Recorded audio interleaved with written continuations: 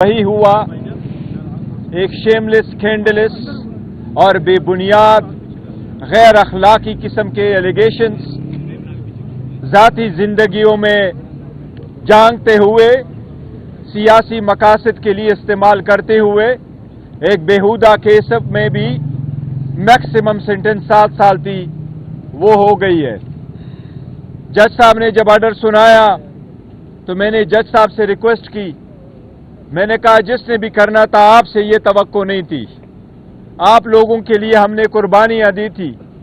हम आदलिया से तवक्को करते थे कि जितना मर्जी हो प्रेशर हो अपने ओथ का लिहाज करते हुए वो इंसाफ के तराजू को अपहोल्ड रखेंगे, लेकिन आपसे मायूसी हुई है।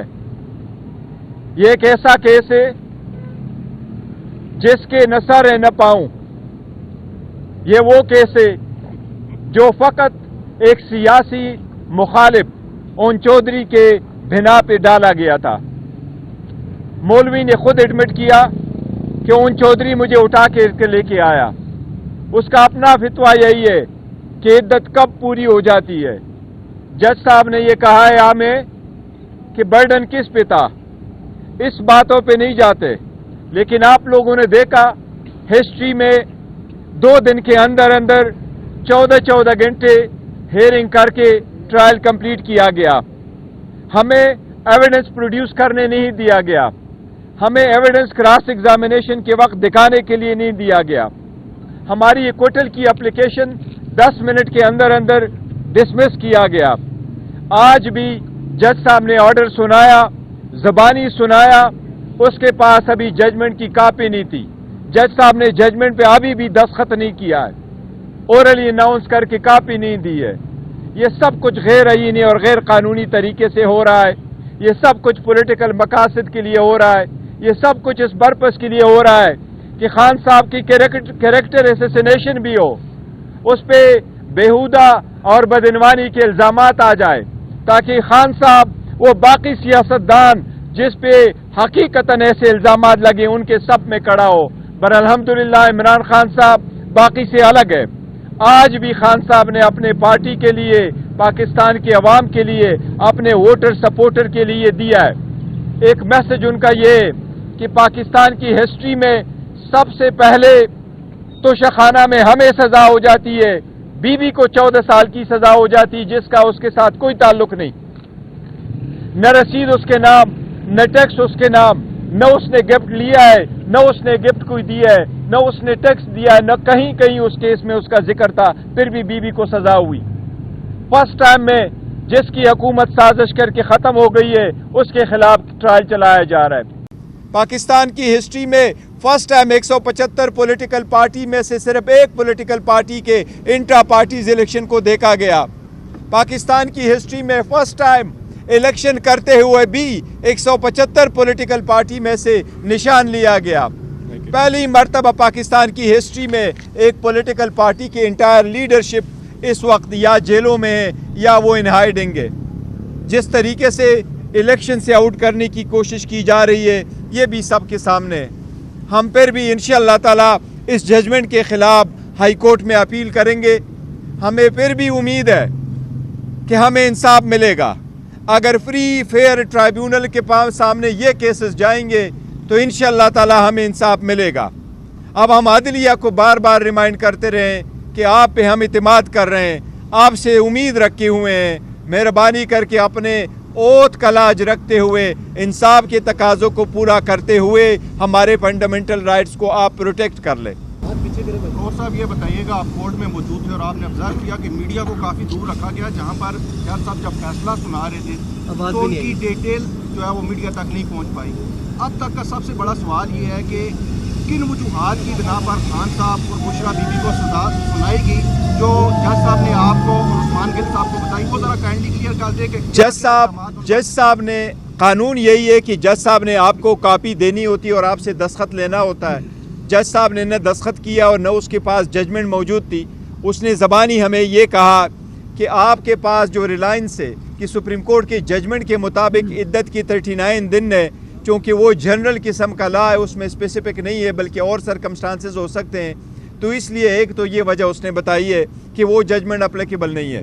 دوسرا اس نے کہا کہ آپ نے جو اپنی 342 کی سٹیٹمنٹ میں لکھا ہے تو آپ نے دعا کے لیے آپ نے سیکنڈ فنکشن جو ہے وہ ایکسیپٹ کیا ہے.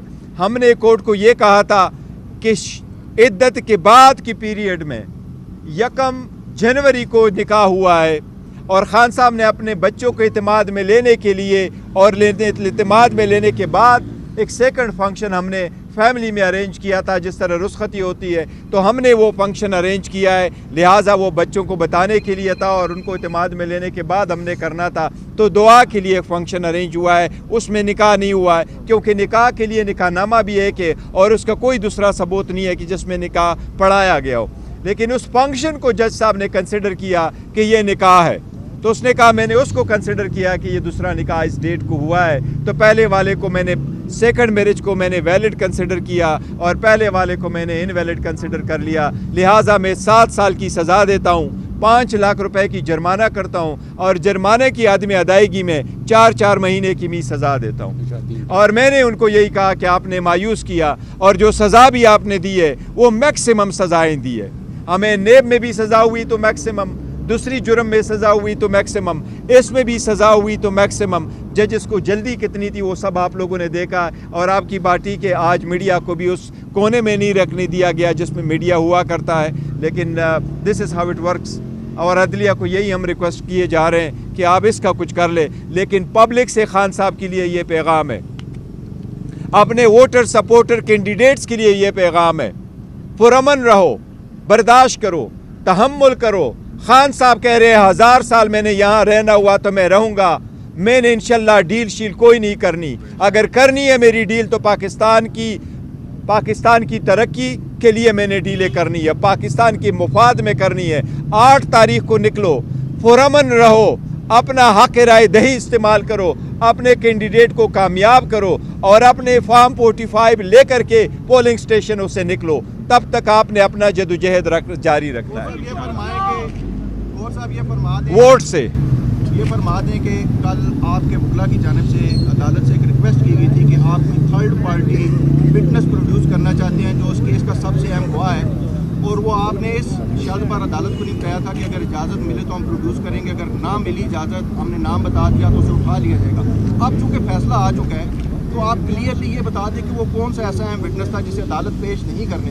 دیکھیں ہم نام نہیں بتا سکتے بیکاز اس وقت جو سختیاں ہو رہی ہے تو ہم چاہ رہے تھے شاید ان پہ پریشر ڈالا جائے, ان کو نقصان پہنچایا جائے.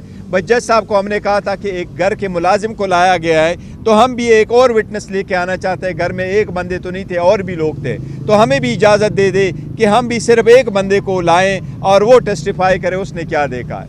اور جج صاحب سے ہم نے یہ ریکویسٹ کی کہ اگر ان کا ملازم آ کر کے یہاں ٹیسٹیفائی کر سکتا ہے اور عدالت کو, تو آج بھی عدالت نے 3 بجے, ہم نے ان کو کہا تھا ہم 9 بجے اپنا ایویڈنس پروڈیوس کر سکے, لیکن ہمیں اپنے گواہ پیش کرنے کی اجازت نہیں دی گئی. This is how this trial has been completed. جی, اس فیصلے کے بعد ایک سوال اٹھ رہا ہے کہ اب بشرا بی بی اور عمران خان کا نکاح جو ہے وہ ٹوٹ چکا ہے, اب وہ نیا نکاح کریں گے؟ نہیں, دیکھو وہ جج صاحب نے نئے نکاح کی ضرورت نہیں, تبھی اس نے کہا کہ وہ جو سیکنڈ ہوا ہے وہ نکاح ہی ہے, وہ ویلڈ ہی ہے اور میں نے اس کو ویلڈ ہی کنسیڈر کیا, اس کی ضرورت نہیں ہے.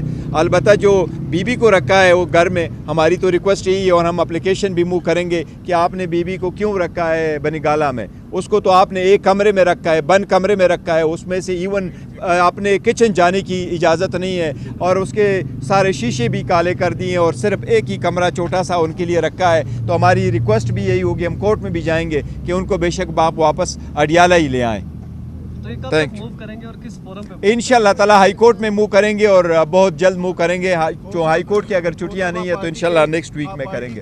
میں نے کل خان صاحب نے اعتراف کیا کہ بشرا بی بی کے ذریعے رابطے کی کوشش ہوئی, تو اسی رابطے کی بنیاد پر یہ ایک عام بات بال چل رہی ہے اور سوشل میڈیا بھی کہ رابطے کے لیے بشرا بی بی کو بنی گالا لے جایا گیا, اور اب چونکہ وہ ڈیل میچور نہیں ہو سکی تو آپ اس لیے یہ ڈیمانڈ نہیں, اسی وقت بھی ہم نے کہا تھا کہ ڈیل کی وجہ نہیں, ہماری پہلے سی اپلیکیشن گئی تھی کہ اس کو بنی گالا میں رکھ لے, خود انہوں نے کر دیا تھا, اور نہ ڈیل کی وجہ سے یہاں اور وہاں جاننے میں کوئی ڈیل کی وجہ سے نہیں ہے.